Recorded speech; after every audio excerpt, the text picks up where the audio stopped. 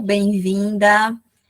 Mais um encontro aqui da oficina do Boa Escrita. Dessa vez, nós vamos tratar o percurso metodológico na escolha do pesquisador.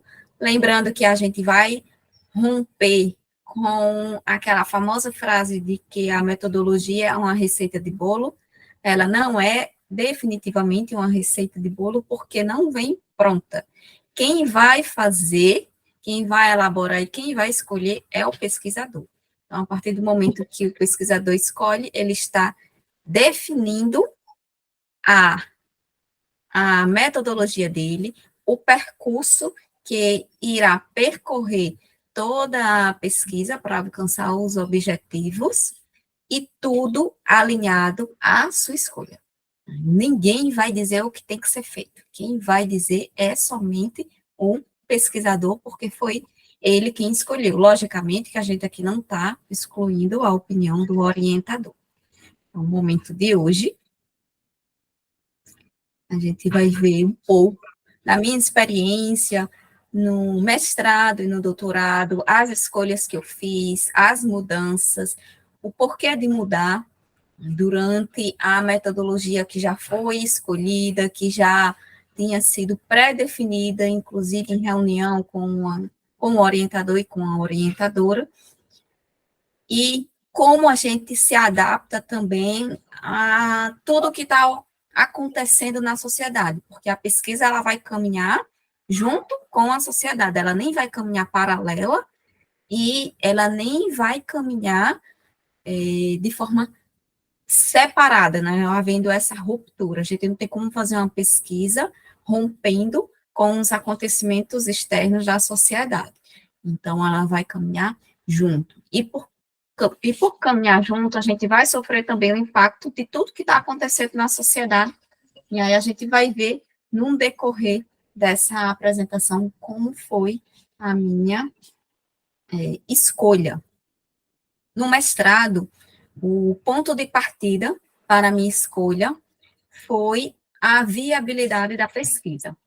Inicialmente, eu tinha muitos sonhos com a pesquisa do mestrado. A gente pode dizer assim, a gente chega com muita vontade de fazer a pesquisa, de tornar aquilo que a gente colocou no projeto realidade. Então, a primeira parte que eu quebrei definitivamente com esse sonho foi que eu tive que adaptar o projeto. Então, a gente vem com um projeto achando que vai colocar ele em prática e a gente precisa adaptar quando não mudar. E precisei adaptar, eu digo adaptar porque eu não saí do meu objeto da pesquisa, que eram os catadores de recicláveis. Permaneci com esse objeto, mas mudei a finalidade da pesquisa, mudei a intenção também. Então, com os ajustes no projeto, tive que novamente retomar com o orientador, me reunir com ela, e após conversas, a gente alinhou a metodologia. Com esse alinhamento, eu pude submeter o meu projeto ao comitê de ética, à comissão. Na verdade, eu iniciei o processo, até que eu procurei saber no próprio comitê da universidade como é que estava o andamento das avaliações, e na época, né, hoje não está mais assim, mas na época estava muito atrasado, por fatos, e aí externos, né, que a gente é vinculado a isso, tinha passado por paralisação, por greve, tudo isso atrasa o processo de avaliação dos projetos. Então, estava muito acumulado, levaria mais ou menos uns 6 meses para o meu projeto passar pelo comitê de ética local. Eu não tinha esse prazo. 6 meses? 6 meses para obter um parecer. Depois disso, eu teria que entrar em campo, porque a gente não pode iniciar o campo antes desse parecer, e a gente vincula, a gente se compromete, a gente até assina um termo dizendo que não iniciou a pesquisa. Depois, tratar os dados, escrever os resultados, fazer toda a discussão da dissertação. Então, faltavam o quê? Mais ou menos um ano, mas eu não tinha esse prazo, pensando de forma bem prática, iria ficar muito corrido. Fazer tudo isso, até porque a gente sabe que nem sempre, na primeira tentativa que a gente entra em contato com a pessoa que será entrevistada, a gente consegue. Então, tudo eu teria que levar em conta a questão de prazo, disponibilidade das pessoas, e realmente decidi suspender essa minha segunda intenção. E aí, o que fazer, né? Bate um certo desespero, porque a gente tinha já definido, alinhado tudo, já tinha escolhido como é que ia ser o caminho dessa pesquisa. E no meio desse caminho a gente encontra uma rocha imensa. Para a gente sair, para a gente conseguir ultrapassar essa rocha, a gente tem que encontrar caminhos que só a pessoa que conhece metodologia, conhece instrumentos, conhece técnicas de pesquisa vai conseguir fazer isso. Senão a pessoa vai paralisar, vai bloquear ali. Então, a alternativa que eu pensei foi, vou fazer, então, uma observação não participante. Eu vou às cooperativas, não será participante nem terá entrevista, mas eu vou observar como é o dia a dia desses catadores nessas associações. Deu certo, porque aí eu fiz o diário de campo, usando a técnica de observação não participante, tinha material para fazer a discussão. E a partir desse material, eu consegui 2 capítulos para a minha dissertação. Então, veja que eu poderia ter desistido, ter feito somente uma dissertação teórica, sim, esse também seria um caminho, mas eu queria também romper um pouco a barreira de que no direito não se faz campo. Eu queria mostrar que se faz sim, a gente deve fazer, deve sair do conforto do escritório, deve sair do conforto teórico. É muito bom para quem é da área do direito fazer um estudo teórico, né, meramente teórico, porque a gente está acostumado a fazer isso desde a graduação. Então, a gente é treinado para escrever durante o curso de direito. Escrever o que? Peças. São documentos completamente distintos do mundo acadêmico, mas a gente é treinada a isso. Então, deixa eu mostrar aqui o slide para acompanhar um pouco, né, os pontos que eu estou tratando nesse momento.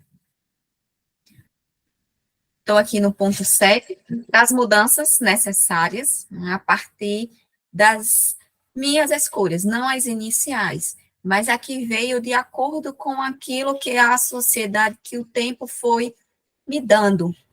Como eu disse, a pesquisa ela vai caminhar junto com a sociedade, não vai caminhar separada. A gente não tem como parar a vida, nem parar o que está acontecendo para fazer uma pesquisa. A gente também tem que se moldar a todas essas questões. Adotei uma metodologia, modifiquei a anterior e passei pela qualificação.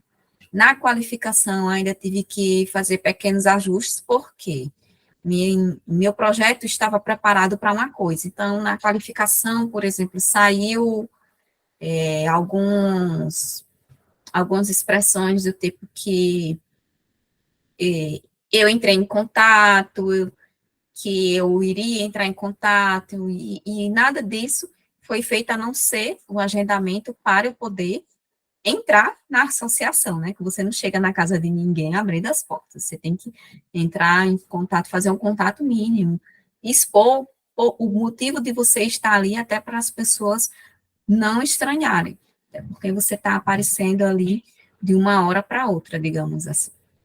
Então, fiz os ajustes para a defesa e deu tudo certo. Durante a minha pesquisa e escrevendo a análise, eu pude me deparar com uma lacuna que Na minha dissertação, eu tentei suprir um pouco dessa lacuna, que são dados, indicadores, para considerar uma associação adequada ou não, né, para os catadores. Então, eu criei 3 indicadores. Como eu havia falado inicialmente, a metodologia, ela parte muito da escolha do pesquisador. Não é uma receita de bolo pronta, você não vai encontrar em lugar algum uma metodologia pronta. O que eu sempre digo é, quando escrever uma metodologia, justifique absolutamente todas as suas escolhas, porque isso vai impossibilitar criar lacunas ou criar dúvidas em relação ao seu resultado obtido. O primeiro ponto é preciso ler muito metodologia. A gente vai criar um repertório a partir de leituras. E eu sempre indico ler artigos de metodologia, não livros. Livros são ótimos para quem vai iniciar, para quem está na graduação é uma maravilha, tá? Principalmente se for aqueles manuais, mas são muito básicos. Então, ler artigo de metodologia é bom, ler outros artigos que tratam de áreas diferentes, de cursos diferentes, de pós-graduação distinta também, porque a gente consegue descobrir muitas coisas. Ah, aquela pessoa usou esse banco de dados, eu vou olhar, será que é específico para a área dela? Será que não é? Será que eu posso usar? E esse software, como é que eu posso usar também para a minha pesquisa? Como é que eu posso alinhar esse software dentro da minha pesquisa? Então, a gente descobre muita coisa lendo sobre a pesquisa do outro. Lembrando que metodologia de artigo é muito resumido. Então, tendo possibilidade, leia dissertações e teses desses autores que você encontrou o artigo e já achou a metodologia interessante. Leia também metodologia de dissertações e teses da sua área para entender, e aí quando a gente começa a ler bastante sobre esse assunto e o assunto em si, a gente consegue identificar lacunas. E identificando a lacuna do outro, a gente consegue se moldar a não cometer na nossa. E aí a gente vai ter uma metodologia mais alinhada com o rigor científico. Principalmente para quem é da área de ciências humanas, é muito interessante fazer isso, porque é uma das áreas que a metodologia deixa muito a desejar. Quando a gente pega uma metodologia da área da saúde, a gente já vê muito mais detalhes. Na área da saúde, eu costumo dizer que, de forma geral, tem uma das melhores metodologias. As ciências sociais e humanas, digamos que nos últimos anos tem melhorado bastante, mas a gente encontra ainda muitos trabalhos que não tratam a metodologia com o zelo que merece. A gente fica sem saber muita coisa do trabalho da pessoa. Então, no mestrado, eu fiz outras escolhas também além do campo, como, por exemplo, analisar documentos oficiais.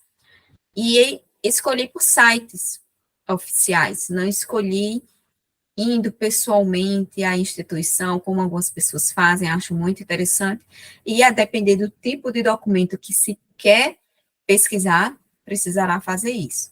Mas eu escolhi justificar por meio da lei de transparência, o que significa dizer que a administração pública, ela precisa dar transparência a todo o seu processo. Então, alguns documentos, eles precisam estar online. Então, estava analisando se cada município ou estado cumpria com a lei da transparência. E também fiz o levantamento bibliográfico físico, isso é muito raro acontecer, eu li em artigo da área de biblioteconomia. Era um artigo muito específico, era da área de biblioteconomia e era sobre metodologia da pesquisa em bibliotecas. Então, aprendi bastante com esse artigo, porque ele trazia a importância de você identificar o local que você está a pesquisar a bibliografia. Não basta dizer que foi pesquisada na biblioteca X. Você precisa indicar qual foi o seu recorte dentro daquela biblioteca, porque a biblioteca é imensa. Imagina a biblioteca central. Ela é imensa. Quantos títulos tem ali dentro?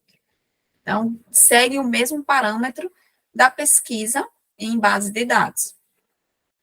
Como eu havia também falado, a saída da entrevista semi-estruturada para a observação não participante só foi possibilitada porque eu já conhecia essa técnica por leitura e também por conhecimento de realização de outras pesquisas.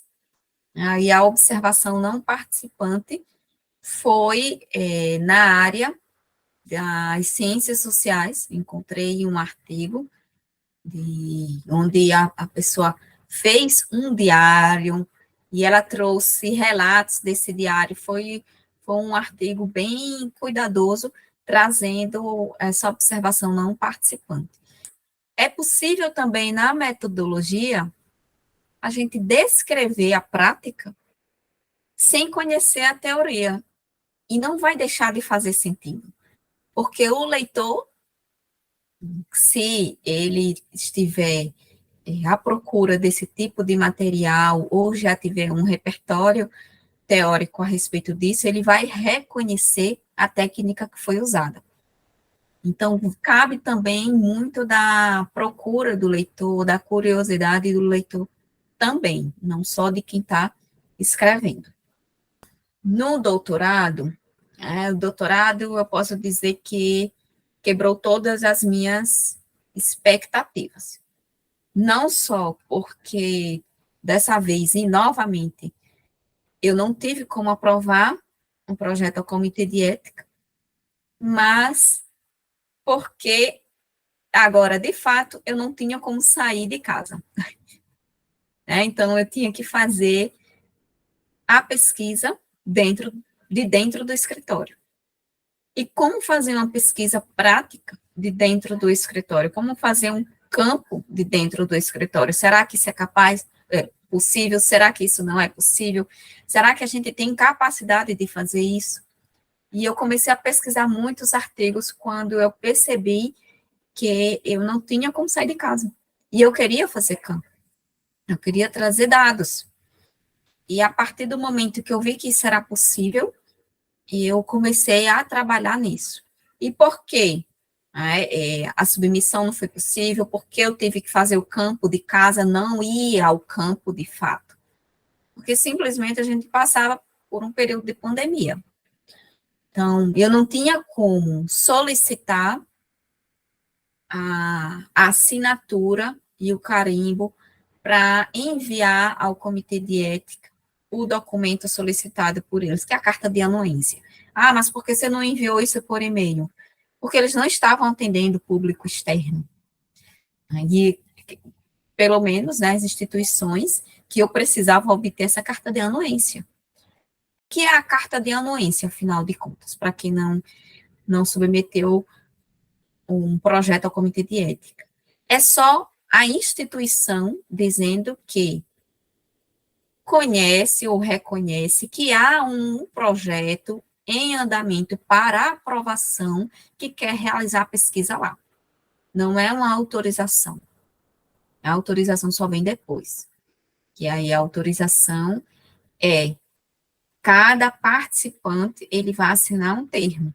E a própria instituição, ela precisa autorizar. Quando a gente obtém um parecer do comitê de ética, a gente não está com a carta aberta para realizar a pesquisa. Se é dentro da instituição, a gente precisa, de forma administrativa, entrar com um processo no protocolo solicitando que o setor tal ou a pessoa tal seja disponibilizada e ainda depois a própria pessoa ela assina um termo de participação não, então é um processo muito burocrático. A carta de anuência seria só a ciência da instituição, dizendo que reconhece que há um projeto em andamento que poderá ou não ser aprovado. E aí, né, pensando, reavaliando tudo, eu já tinha lido um anais da área de direito, em que é um anais de um encontro para tratar de metodologia da pesquisa científica na área de direito. E esse anais trazia um artigo de um professor da UNB, em que ele fez campo usando base de dados. Eu fiz, bom, eu já sei que base de dados é um campo prático, é um campo possível, e é um campo que eu não vou sair de casa. Então, eu vou fazer isso. Escolhi base de dados, fiz a parte prática do conteúdo teórico. Mas eu precisava de mais. Então, fui analisar o que me cabia nesse momento, que eram as redes sociais. Só que eu limitei um pouco a análise. Eu poderia ter feito uma análise de conteúdo, poderia ter feito uma análise de discurso, só que eu me limitei pela questão do tempo, pela questão também da tese já ter ficado grande, e aí a gente já também fica cansado. Eu fiz uma descrição e comecei a narrar para compreender, precisa ver um pouco a tese, né? Eu descrevi o que encontrava dentro das redes sociais dos atores que eu estava a trabalhar, dentro de uma moldura. Essa moldura era analisar o processo histórico do conflito que eu estava a analisar, tá? Nessa época. Então, eu não saí dessa moldura e também não fiz análise de discurso de conteúdo nenhum. O que é possível também, o que teve muito valor, pelo menos para os membros da banca, algo que eles ressaltaram. Muita gente acha que analisar rede social ou fazer entrevista tem que estar atrelado a alguma análise. E não, a gente não precisa. A gente pode encontrar saídas, desde que essa saída a gente justifique o que a gente está fazendo. Então, eu justifiquei por meio de uma moldura, por meio de todo um processo que eu já vinha tratando na minha tese. Então, reavaliando todas essas questões que a sociedade vivia nesse momento, que a gente vivia. E aí, o que eu quero dizer também é que todo esse processo de mudança só é possível dentro de um repertório de leitura que a gente obtém sabendo de metodologia da pesquisa. Por isso que é importante a gente ler sobre metodologia e ler metodologia. A gente só consegue ler metodologia buscando artigos específicos e conhecendo também outros artigos para a gente aumentar esse repertório. Lembrando que os artigos que a gente possa encontrar de outras áreas são limitados, as linhas, né, os parágrafos sobre metodologia da pesquisa, até porque o artigo ele é bem mais limitado. Então, vai em busca de dissertação e tese. A metodologia usada foi distinta, completamente diferente do mestrado para o doutorado. Uma, eu fui a campo, fiz observação não participante. A outra, eu, digamos que fui a campo, mas um campo, não material, né? Um campo que está somente disponível hoje graças à tecnologia. E esse campo é muito usado atualmente, inclusive tem um nome específico, que é netnologia, que as pessoas usam muito quando quer se fazer pesquisa usando a internet, as redes sociais, os sites, quando se quer fazer uma pesquisa muito específica dentro dessa área. E também dizer que o fato de não sair de casa não impossibilita de fazer campo. A diferença do campo, que a gente sai de casa, o campo prático, ipsis literis, e ter contato com instituições e com pessoas do campo prático que a gente não tem contato com ninguém, é a grande questão de você estar em um momento com outras pessoas e você, de certa forma, pode se contaminar. É uma contaminação positiva, mas que a gente tem que ter cuidado na hora da escrita, para não colocar coisas, por exemplo, que a gente ouviu fora da entrevista, achando que é da entrevista. Como, por exemplo, eu poderia me contaminar na observação não participante, achando que um comentário que eles fizeram comigo entre si se dá, de fato, dentro da observação não participante, quando não se dá. E fora, né, desse campo prático, por si só, pessoal, lá dentro da instituição, ou com contato pessoal, quando a gente está no campo prático, nas redes sociais ou no banco de dados, a gente tem algo mais puro, porém limitado. A gente não tem como abranger o horizonte e olhar de outra forma, porque é a gente por si só.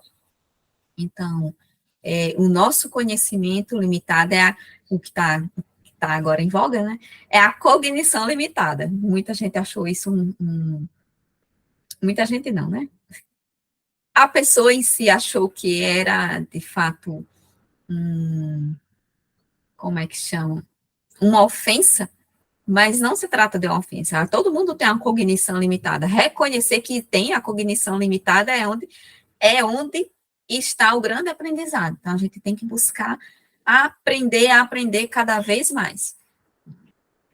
E as escolhas do doutorado me fizeram perceber que o fato de eu não estar convivendo com aquelas pessoas que poderiam ampliar muito mais o meu horizonte, ampliar minha percepção para o que estava acontecendo dentro daquele conflito, me fez tomar também uma, uma liberdade de isenção que eu pudesse escrever dentro da minha tese sem abrir defesa, que uma das grandes contaminações que o pesquisador pode ter na sua pesquisa é abrir defesa. E uma das lições que eu tiro como conciliadora lá do TJ da Paraíba é uma fala de um juiz que ele disse: olha, você não pode, por mais que você queira, por mais que você tenha a intenção, porque a conciliação é um processo bem frágil, a gente sabe que tem um campo bem mais fragilizado, principalmente quando lidar com conciliação de direito ao consumidor, onde o consumidor está ali, é sempre mais fragilizado, até porque muitas vezes vai sozinho, e a outra parte, que é a empresa, sempre está com o advogado do lado, a gente não pode abrir defesa. Então, tomo muito aquela frase dele quando eu vou fazer a pesquisa em si. Eu não posso abrir defesa, por mais que eu queira. Por mais que eu perceba que existe um processo de fragilidade nesse meio. Né? E eu analisava um processo, um conflito, que eu percebia muito isso. Mas o fato de não estar em contato com essas pessoas me fez ter essa liberdade de isenção, porque eu poderia analisar, digamos que no seco, no cru, todas as informações que eu conseguia obter. Seja quando eu analisei os mapas oficiais da cidade, seja quando analisei as redes sociais dos atores envolvidos nesse conflito. Então, também, quando eu tive a oportunidade de sair de casa, a primeira abertura que se deu após não, né? Durante a pandemia, eu fiz, bom, entrevista eu não posso fazer mais porque não tenho mais tempo de submeter o projeto ao comitê de ética. Mas eu posso analisar algo para alinhar aqui a minha pesquisa, que eu vi, inclusive, numa pesquisa de uma pessoa que fez dentro do mesmo campo, porém, ela não fez dentro dos museus aqui da cidade de João Pessoa. Então, eu decidi analisar em todos os museus que abriram na época. Fiz a coleta de imagens para poder analisar como é que se dava o território, como é que existia aquele território dentro da cidade de João Pessoa, antes mesmo de surgir o conflito que se vive hoje. Então, perceba que o campo, de fato, ele existiu quando eu fui aos museus, não precisei do comitê de ética, porque eu estava ali para analisar imagens. O campo também existiu quando eu passei a pesquisar em bases de dados e nas redes sociais dos atores envolvidos. Essas escolhas, elas foram todas justificadas, de forma que até recebi uma crítica da banca, dizendo que a minha metodologia estava muito detalhada, e isso não foi em tom de elogio, foi em tom de crítica, e que tornava a leitura muito detalhista. Mas, assim, eu levei a crítica para o lado positivo. Eu disse, bom, se está detalhada, está ótimo, porque pelo menos a pessoa não me fez pergunta. Ela fez a crítica dela, mas não me fez nenhuma pergunta sobre lacuna de metodologia. Então, deixa a metodologia extensa. É melhor do que ter lacuna e acarretar em dúvida o leitor ou possíveis pesquisadores que se interessem pela minha pesquisa. Então, eu mudei de entrevista semi-estruturada para um campo indireto, né, com base no que se é publicado em sites e em redes sociais. Mudei também, e até para ampliar o arcabouço teórico, a base de dados em nível internacional, e pude analisar imagens, fossem mapas, que aí, na minha tese, o geógrafo não considerou mapas, porque até de fato eu coloquei isso no próprio texto, que a gente não tem segurança no critério de metodologia que a prefeitura, por exemplo, elaborou aqueles mapas. Então, ele pediu para eu tratar como figura, e as imagens que foram coletadas dentro da comunidade, e essas imagens eu tive a oportunidade de fazer, e dentro dos museus. Então, tudo parte da escolha do pesquisador. Aí você vai me responder a pergunta: é possível a gente dizer que a metodologia, com base em tudo isso que eu falei, é uma receita de bolo? Como é que eu encontraria tudo isso que eu fiz, todas essas escolhas, todas as justificativas, tratando a metodologia como receita de bolo?